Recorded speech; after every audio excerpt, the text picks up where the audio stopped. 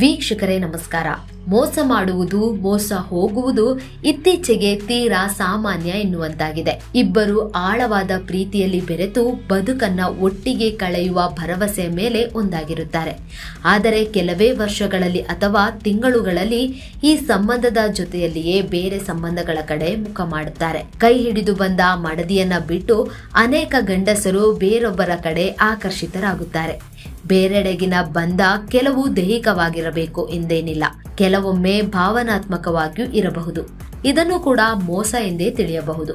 ಲೈಂಗಿಕ ಬಯಕೆ, ಅನ್ಯೋನ್ಯತೆಯ ಸಮಸ್ಯೆಗಳು ಮತ್ತು ಮೆಚ್ಚುಗೆಯ ಕೊರತೆ ಸೇರಿದಂತೆ ಅನೇಕ ಕಾರಣಗಳಿವೆ.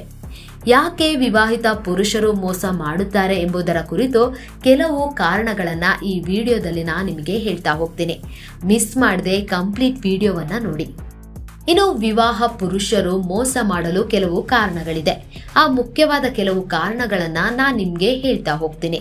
ಮೊದಲನೇದಾಗಿ, ಮಾಜಿ ಪ್ರೇಯಸಿಯೊಂದಿಗೆ ಸಂಬಂಧ. ಕೆಲವೊಮ್ಮೆ ದಾಂಪತ್ಯದಲ್ಲಿ ಸಣ್ಣ ಸಣ್ಣ ಬಿರುಕುಗಳು ಬಂದಾಗ ಗಂಡಸರು ತಮ್ಮ ಮಾಜಿ ಪ್ರೇಯಸಿಯ ನೆನಪಿನಲ್ಲಿ ಇದ್ದು ಬಿಡುತ್ತಾರೆ. ಮತ್ತೆ ಅವರ ಜೊತೆಗೆ ಸಂಬಂಧ ಮುಂದುವರೆಸುವ ಬಗ್ಗೆ ಯೋಚಿಸುತ್ತಾರೆ. ಲೈಂಗಿಕ ಬಯಕೆ ಅಥವಾ ಭಾವನಾತ್ಮಕ ಸಂಪರ್ಕಕ್ಕಾಗಿ ಪುರುಷರು ಈ ವಿವಾಹೇತರ ಸಂಬಂಧವನ್ನ ಮುಂದುವರಿಸಬಹುದು. ಇನ್ನು ಎರಡನೇ ಕಾರಣ, ಭಾವನಾತ್ಮಕ ಸಂಪರ್ಕ ಕಡಿತ. ಮಹಿಳೆಯರಂತೆ ಪುರುಷರಿಗೂ ಕೂಡ ತಮ್ಮ ಹೆಂಡತಿಯೊಂದಿಗೆ ಗಟ್ಟಿಯಾದ ಭಾವನಾತ್ಮಕ ಸಂಪರ್ಕದ ಅಗತ್ಯವಿರುತ್ತದೆ. ಆದರೆ ಅದು ಜೀವನದ ದೈನಂದಿನ ಒತ್ತಡದ ಸಮಯದಲ್ಲಿ ಎಲ್ಲೋ ಕಳೆದು ಹೋಗಬಹುದು. ಕೆಲವೊಮ್ಮೆ ಎದುರು ಬದುರು ಕುಳಿತು ಮಾತನಾಡುವುದೂ ಇಲ್ಲ. ಇಬ್ಬರು ತಮ್ಮ ತಮ್ಮ ಪರ್ಸನಲ್ ಲೈಫ್ ಜೊತೆ ಬ್ಯುಸಿಯಾಗಿರುತ್ತಾರೆ. ಈ ವೇಳೆ ಪುರುಷರು ಇಂತಹ ಒಂದು ಭಾವನಾತ್ಮಕ ಸಂಬಂಧಕ್ಕಾಗಿ ಹಾತೊರೆಯುತ್ತಾರೆ. ಇನ್ನು ಮೂರನೇ ಕಾರಣ, ಎಲ್ಲದರಲ್ಲೂ ಪರಿಪೂರ್ಣತೆ ಬಯಸುವುದು. ಸಾಮಾನ್ಯವಾಗಿ ಗಂಡಸರು ಮಾಡುವ ತಪ್ಪು ಎಂದರೆ ತನ್ನ ಹೆಂಡತಿ ಎಲ್ಲಾ ವಿಷಯದಲ್ಲಿಯೂ ಪರಿಪಕ್ವತೆ ಹೊಂದಿರಬೇಕು, ಇಲ್ಲ ಪರಿಪೂರ್ಣವಾಗಿರಬೇಕು ಎಂಬುದು. ಯಾವುದೇ ದೌರ್ಬಲ್ಯ ಆಕೆಯಲ್ಲಿರಬಾರದು ಎಂದೇ ಬಯಸುತ್ತಾರೆ. ಮಾನಸಿಕವಾಗಿ ಮತ್ತು ದೈಹಿಕವಾಗಿ ಫಿಟ್ ಆಗಿ ಇರಬೇಕು ಎಂದುಕೊಳ್ಳುತ್ತಾರೆ. ಆದರೆ ಅವರಿಗಿರುವ ಒತ್ತಡದ ಬಗ್ಗೆ ಚಿಂತೆ ಮಾಡುವುದೇ ಇಲ್ಲ. ಇಂತಹ ಪರಿಪೂರ್ಣತೆ ಹೆಂಡತಿಯಲ್ಲಿ ಸಿಗದೆ ಹೋದರೆ ಬೇರೆ ಕಡೆ ಹುಡುಕಲು ಆರಂಭಿಸುತ್ತಾರೆ. ಇದು ಕೂಡ ಒಂದು ಕಾರಣವಾಗಿದೆ. ಇನ್ನು ನಾಲ್ಕನೇ ಕಾರಣ, ಸೇಡು ತೀರಿಸಿಕೊಳ್ಳಲು ಮೋಸ. ಒಬ್ಬ ಸಂಗಾತಿಯು ಇನ್ನೊಬ್ಬರನ್ನ ಭಾವನಾತ್ಮಕವಾಗಿ ಅಥವಾ ದೈಹಿಕವಾಗಿ ನೋಯಿಸಿದರೆ ಮದುವೆಯ ಬುಡವನ್ನೇ ಅಲ್ಲಾಡಿಸಿದಂತೆ.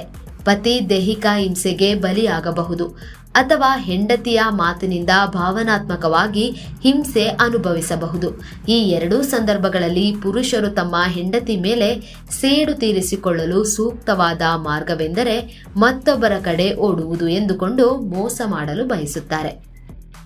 ಐದನೇ ಕಾರಣವನ್ನ ನೋಡೋದಾದ್ರೆ, ಪೂರ್ಣಗೊಳ್ಳದ ಅಗತ್ಯತೆಗಳು. ಕೆಲವು ಪುರುಷರು ತಮ್ಮ ವೈವಾಹಿಕ ಸಂಬಂಧದಲ್ಲಿ ಭಾವೋದ್ರೇಕದ ಕೊರತೆ ಅಥವಾ ಬಹುಶಃ ಸಂಪರ್ಕದ ಕೊರತೆಯನ್ನ ಅನುಭವಿಸಬಹುದು. ಅನೇಕ ಕಾರಣಗಳಿಂದ ಅದನ್ನ ಬಹಿರಂಗವಾಗಿ ಮಾತನಾಡಲು ಹೆದರುತ್ತಾರೆ. ಆದರೆ ತಮ್ಮ ಅಗತ್ಯತೆಗಳು ತೀರದೆ ಹೋದ ಸಂದರ್ಭದಲ್ಲಿ ದಾಂಪತ್ಯ ದ್ರೋಹಕ್ಕೆ ತಿರುಗುವ ಸಾಧ್ಯತೆ ಕೂಡ ಹೆಚ್ಚಾಗಿರುತ್ತೆ. ಇನ್ನು ಆರನೇ ಕಾರಣ, ದೂರವಾಗಲು ಸುಲಭ ಮಾರ್ಗ.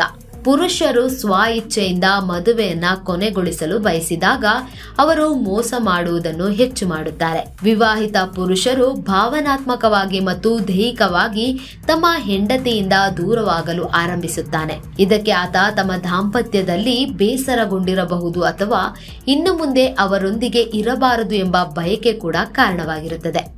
ಇನ್ನು ಏಳನೇ ಕಾರಣ, ಸಂಬಂಧದ ಅಭದ್ರತೆಗಳು. ಮದುವೆಯು ಸಾಮಾನ್ಯವಾಗಿ ಇಬ್ಬರು ವ್ಯಕ್ತಿಗಳ ಜೀವನವನ್ನ ಒಂದು ಮಾಡುತ್ತದೆ. ಆದರೆ ಇದರಲ್ಲಿ ಗಂಡ ಹೆಚ್ಚು ಸುಂದರವಾಗಿದ್ದು ಅಥವಾ ಹೆಂಡತಿ ಸುಂದರವಾಗಿರುವುದು, ಇಬ್ಬರಲ್ಲಿ ಒಬ್ಬರು ಹಣವಂತರಾಗಿರುವುದು ಸೇರಿದಂತೆ ಹಲವು ಭೌತಿಕ ವಿಷಯಗಳು ಇಬ್ಬರ ನಡುವೆ ಅಭದ್ರತೆ ತಂದೊಡ್ಡುತ್ತದೆ. ಆಗ ಪುರುಷರು ತಮ್ಮ ಅಭದ್ರತೆಯನ್ನ ತೊಡೆದು ಹಾಕಲು ಬೇರೆ ಸಂಬಂಧಕ್ಕೆ ಮೊರೆ ಹೋಗುತ್ತಾರೆ.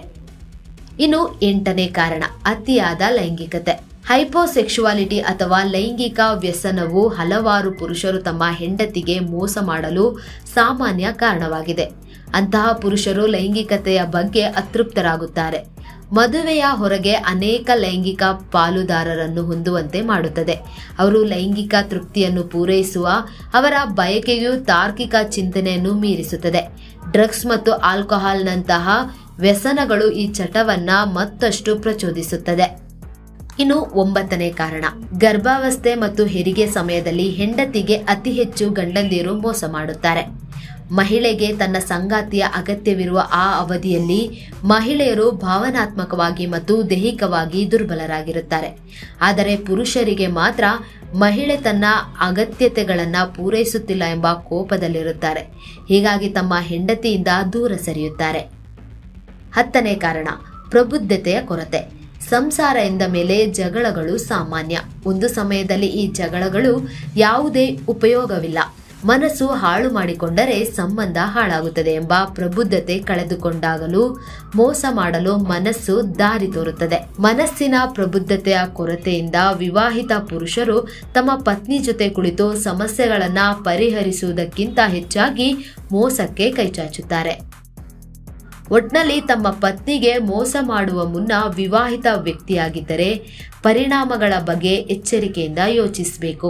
ಮೋಸವು ನಿಮ್ಮ ಮದುವೆ, ನಿಮ್ಮ ಮಕ್ಕಳು ಮತ್ತು ನಿಮ್ಮ ಗೌರವದ ಮೇಲೆ ವಿನಾಶಕಾರಿ ಪರಿಣಾಮವನ್ನು ಬೀರುತ್ತದೆ. ಇದು ಸಂಬಂಧಗಳು ಹಾಳಾಗಲು ಕಾರಣವಾಗಿ ನಿಮ್ಮ ಹೆಂಡತಿ ಮತ್ತು ಮಕ್ಕಳು ನಿಮ್ಮ ಮೇಲೆ ಇಟ್ಟ ನಂಬಿಕೆಯನ್ನು ಮುರಿಯಬಹುದು. ನಿಮ್ಮ ಆರೋಗ್ಯಕರ ಸಂಬಂಧವನ್ನು ಹಾಳು ಮಾಡಬಹುದು. ಇಂತಹ ಮತ್ತಷ್ಟು ಅಪ್ಡೇಟ್ಗಾಗಿ BNTV ಯೂಟ್ಯೂಬ್ ಚಾನಲ್ನ ಲೈಕ್ ಮಾಡಿ, ಸಬ್ಸ್ಕ್ರೈಬ್ ಮಾಡಿ.